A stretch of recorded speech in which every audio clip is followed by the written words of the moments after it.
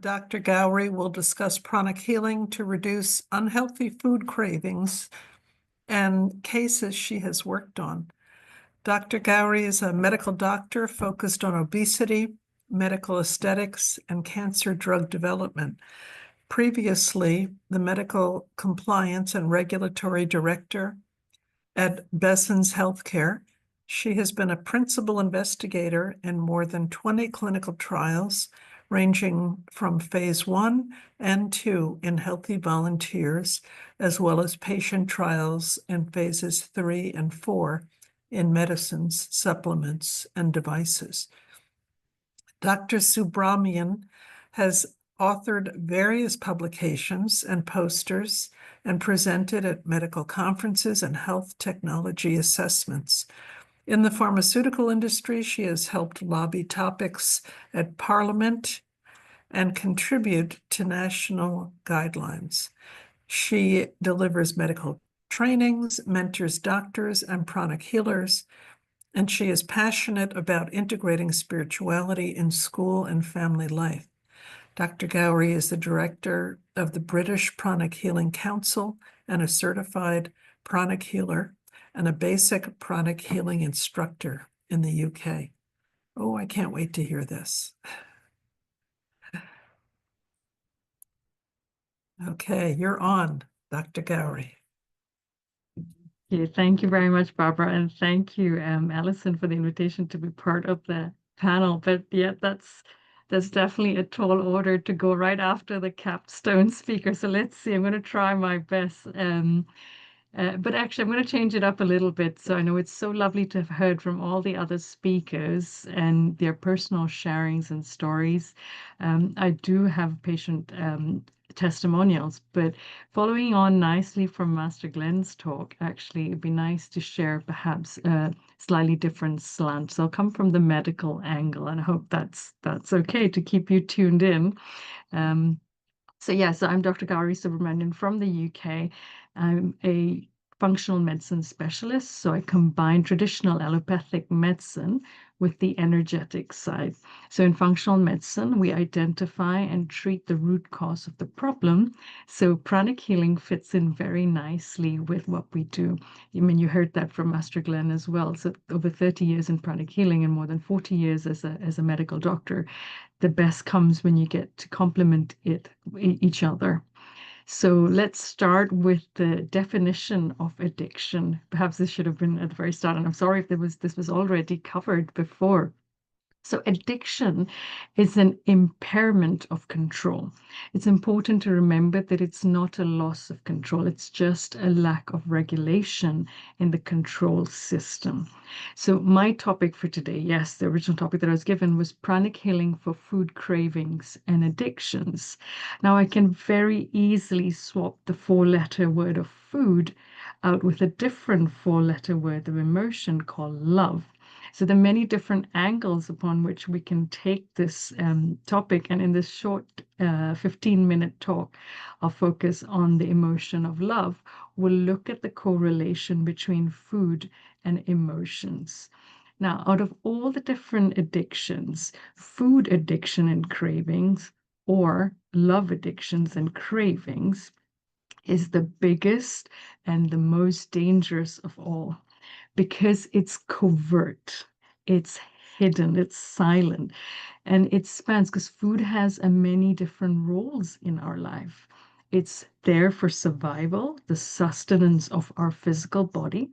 So similarly, then the emotion, particularly love, is the survival or the sustenance of our emotional body.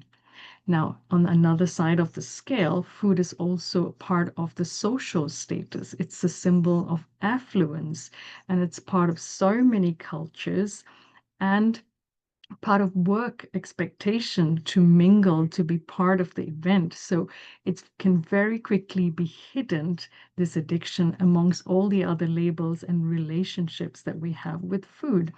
Because on the other end of the spectrum, it is a cry for help. It is a drowning. It is an absence or an emptiness or a lack of emotion. And it could be a number of different emotions. But the one we can focus on that I've seen largest in my clinic is the lack or the emptiness or the craving for love. Okay. Now, interestingly, food addictions and craving isn't linked to obesity. So let's cover the eating disorders alphabetically, so to give you an idea how this could be. So the first one up is anorexia nervosa. So this is where the person severely reduces their nutrition intake, leading to significant low body weight. Then there's ARFID, which you may have heard of, which is avoidant restricting food intake disorder.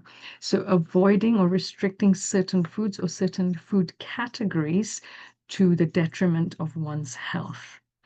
Then we have binge eating disorder. As the name suggests, it's frequent, recurrent eating with a psychosocial negative impact. We also have bulimia nervosa. So this is regular and typically secretive eating bouts or overeating and indulgence, followed by a compensatory behavior. So the circle of binge, purge, then things like self-induced vomiting, putting the finger down, and the famous Karen Carpenter, famous people around that have also suffered from these illnesses. And then all followed by extreme diet or extreme exercise as a compensation for the compulsive eating. Then there's also orthorexia nervosa. Now, this is characterized by excessive preoccupation with healthy foods or pure organic biodynamic foods. And one last one is called pica. So this is non-food or no nutritional intake or nutritional value in these foods. Things like soap, paint, glue, or ashes or ice. So I've personally had that one as well. When my body was pregnant, I used to scrape the ice off the freezer and couldn't wait to consume more. It turned out I had an iron deficiency. So that's the primary root cause that we first of all have to rule out any organic pathology.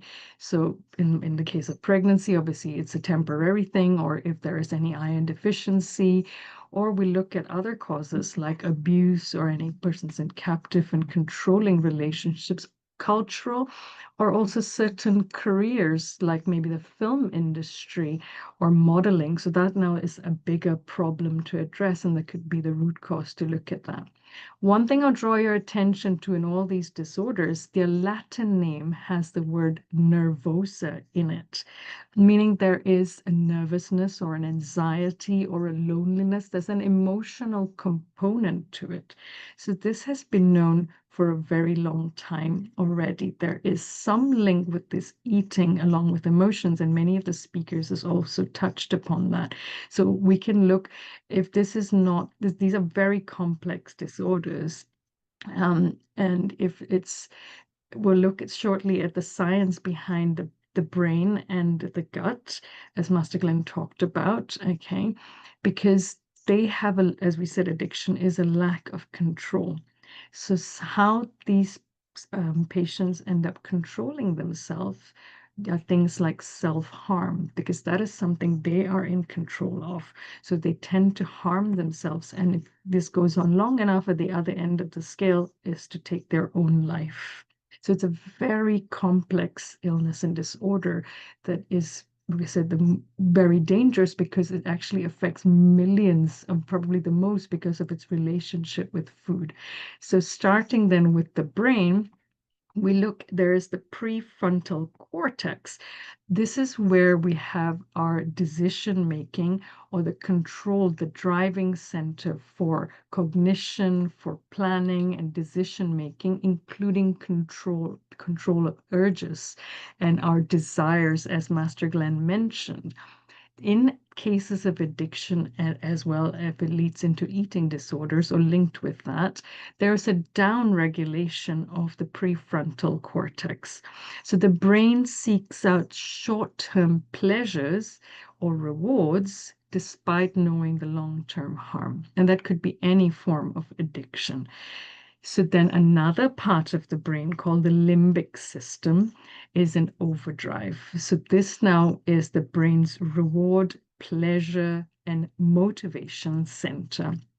They release dopamine and serotonin, and this ultimately are your happy chemicals, right? It's like, I feel good. Da, da, da, da, da, da, da, da. Okay, so this is where the brain releases this hormone, feeling really good when it gets this pleasure, and this now becomes the ultimate decision-making system.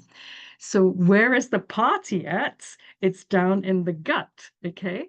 So there is something called a gut-brain axis. You may have heard of this term. It's a bidirectional communication highway between the gut and the brain, or the gastrointestinal tract, as well as the brain and the nervous system.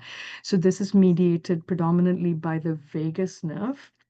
Okay, the immune signals, as well as the gut microbiome. So these are the healthy gut bacteria and other organisms that get active, particularly when we consume food, and they release these happy chemicals, these serotonin and dopamine.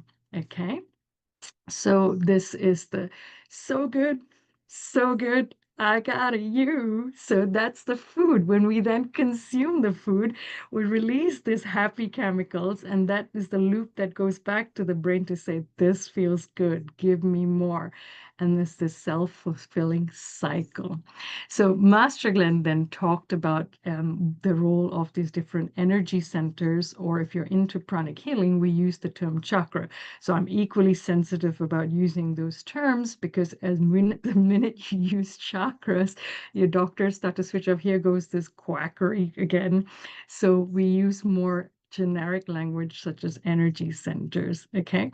So there's the two, when it comes to food, which we will see is also emotions, it's predominantly the solar plexus, that's right down in the middle, and also the navel. These are your centers for lower emotion and lower instincts. So in the case of addiction, this is where they malfunction. So these two centers in pranic healing, we learn that they have physical functions. So they do with our digestion of the food.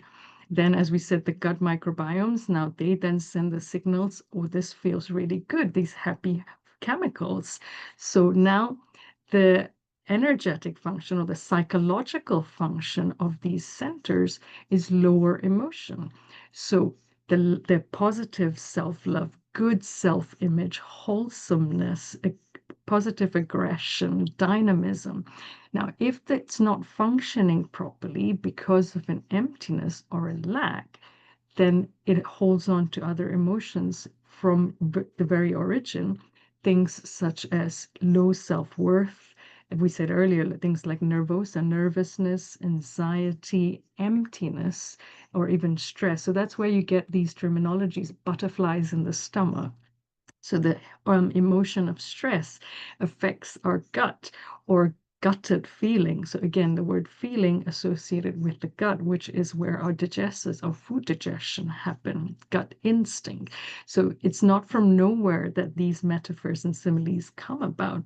So we go to the root cause of the problem, and this is where pranic healing, I help people get out of the self-fulfilling prophecy. Okay, because it stems back a lot to the emotions that they were missing during their childhood. So now they start to judge themselves. Okay, they felt that they never got the love from their parents.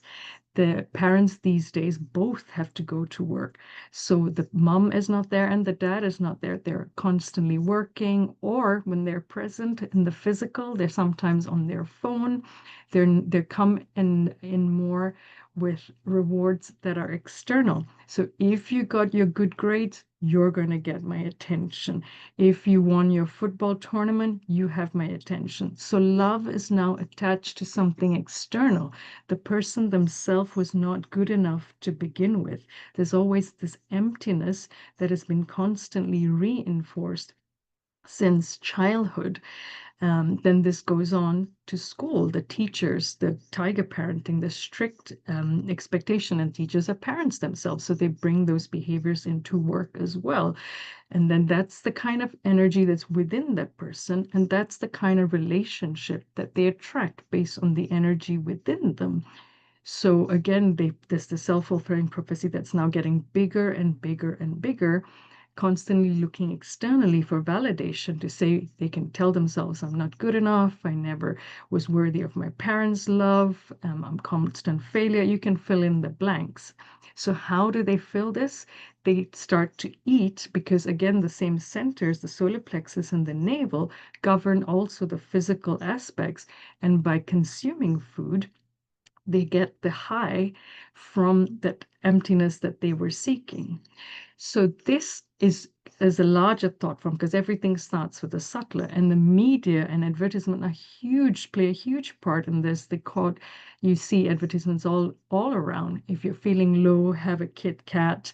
Or if you just broke up with your boyfriend, tuck into a tub of Haagen-Dazs. So this constant, what we call egregors, or extremely large thought forms, the size of countries, that constantly playing in the subconscious, that you can seek your answers, in inverted commas, from food to compensate for the lack of emotion. So there's this loop, there's a self-fulfilling prophecy to tell them you're a loser, and that self-negative dialogue. And then food is actually a symptom. Overeating is just a symptom, a way to sustain this prophecy. Okay. And when I take my patients, so in functional medicine, we walk back to the origin of the problem. And many of this stem in childhood. Like we said, the parent is not physically available, or they show up physically, excuse me, but they're not actually emotionally present. And a lot of love comes from the mom, especially in the first 7 years of childhood. There's a very strong connection, a cord between the mother and the child. And many moms show up as a yang mode. This is another concept that really takes time to break down in the consultation, because people go, no, my mom was there. But was she there in the manner that you expected and the love that they were seeking? Because a lot of these moms come in their masculine aspect, being strict, being firm, having them to do good grades, or having material rewards, or from their fulfillment, winning their chess tournament, as opposed to, or tidy up your shoes, all these very strict parenting, whereas they need to do something in order to earn the love.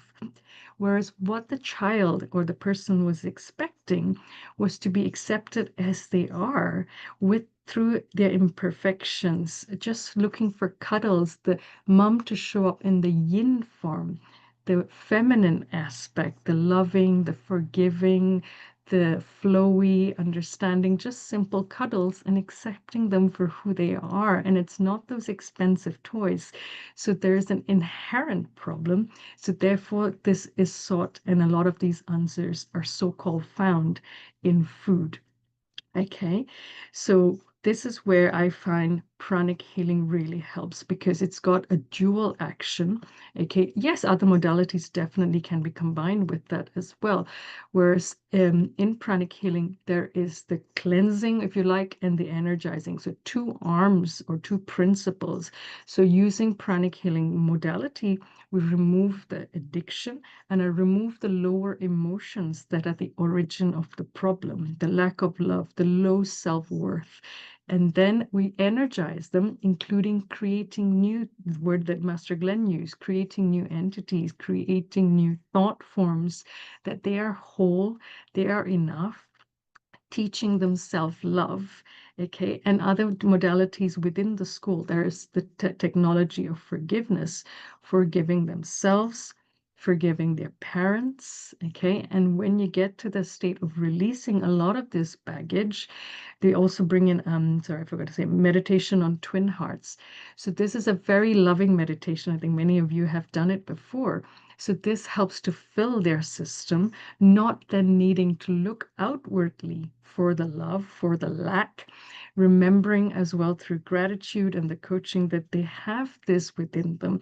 They give themselves love. And as this vibration of theirs increases through the treatment of pranic healing as well as meditation on twin hearts, they then are whole and happier again, helping to overcome these cravings, these addictions. I also invite them to come and learn pranic healing because, one, they have the tools for themselves.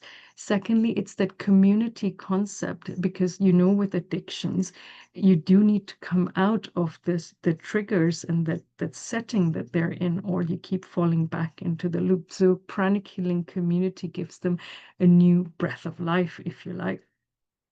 So to summarize all of that, then, addiction is a dysregulation of control. There is a neuro hijacking of the circuit. So the decision making is imbalanced from the prefrontal cortex more towards the motivation and the pleasure reward system. So there's something called the gut brain axis, and there's a very strong link between food and emotions, and particularly love. And out of all the addictions, food addictions and cravings are the covert, the biggest one, because of its many different roles food and love play in our life, from sustenance and survival to affluence and social status to the deeper, quieter, silent cry for help. So this is where pranic healing is really powerful in all the tools in the pranic healing school and modality for addiction, removing these lower emotions, which is the origin of the problem, then looking into forgiveness, positive affirmations, as well as meditation on twin hearts. So there we have it. Thank you for having me. Thank